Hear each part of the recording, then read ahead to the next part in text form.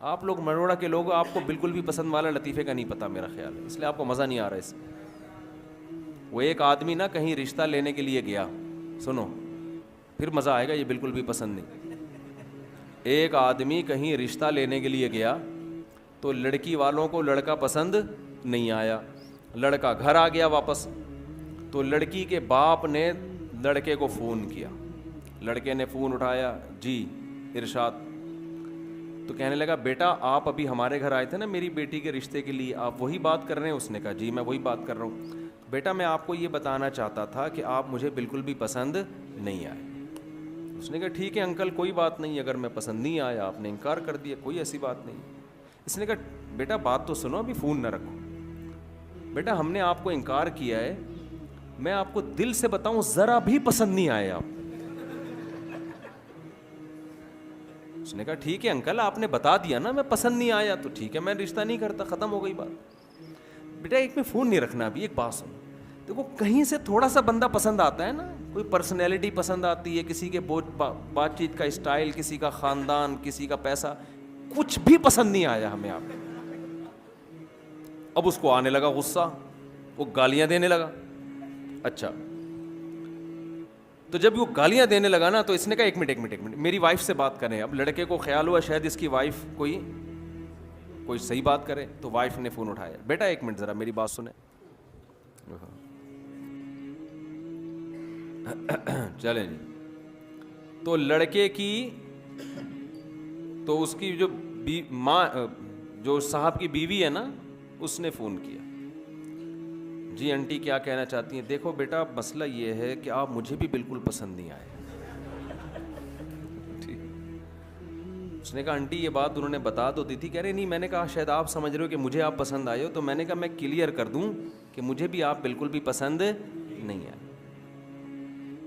تو آنٹی پھر کیا کروں؟ کہہ رہے کہیں سے کچھ بندہ سمجھ میں آتا ہے نا. اچھا چلو میری بیٹی سے بات کرو. وہ خوش ہو گیا شاید یہ کچھ کرے. بیٹی نے کہا آپ میرے رشتے کے لیے آئے تھے، مجھے بھی بالکل بھی پسند نہیں آئے. اس کو آ گیا غصہ اور یہ گالیاں دینے لگا. گالیاں دے کے اس نے فون رکھا ہے. اتنے میں ان کا فون آ گیا جن کو یہ پسند آئے تھے. سمجھ میں آ رہی ہے؟ کہیں اور بھی پیغام بھیجا تھا ان کی طرف سے، ہاں والے کا فون آ گیا. تو اس نے جب فون اٹھایا نا لڑکے نے، لڑکی کے ابا نے کہا آپ ہمارے ہاں رشتہ لینے کے لیے آئے تھے؟ اس نے کہا تمہاری ایسی کی تیسی. گالیاں دینے لگا نا. وہ حیران کہ یار یہ بول کیا رہا ہے. کہہ رہے بیٹا بات تو سنو. کہہ رہے نہیں سنتا میں تمہاری بات. گالیاں دینے لگا.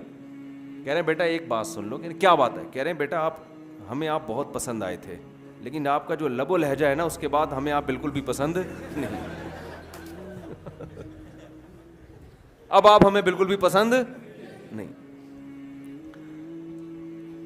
تو شعیب علیہ الصلاۃ والسلام کی نماز ان کی قوم کو بالکل بھی پسند، شعیب علیہ السلام کی نماز پسند تھی، روزہ پسند تھا. شعیب علیہ السلام کی نصیحت ان قوم کو بالکل بھی پسند نہیں تھی کہ آپ یہ کیوں کہتے ہو کہ کاروبار ایسے کرو ایسے نہ کرو.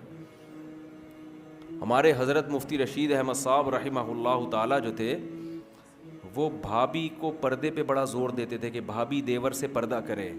ہے نا اسلام میں سالی بہنوئی سے پردہ. جب شادی ہوتی ہے آپ کی کسی خاندان میں تو وہ لڑکی تو آپ کی محرم بن جاتی ہے، اس کے علاوہ اس کا کوئی، اس کے والد بھی آپ کے سسر اور اس کی ماں بھی آپ کی ساس، اس کے علاوہ میرے بھائی کوئی محرم والا رشتہ آپ کا اس کے ساتھ قائم نہیں ہو.